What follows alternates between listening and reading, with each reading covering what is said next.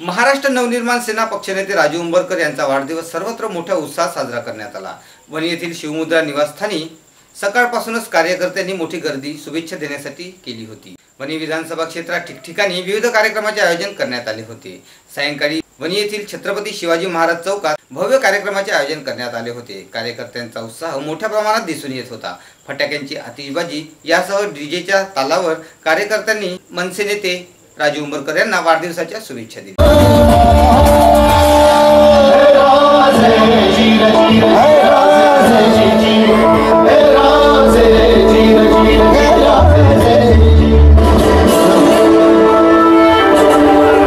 लाज हात नाही आणि गर्व बाळगा मराठी असल्याचा गर्व।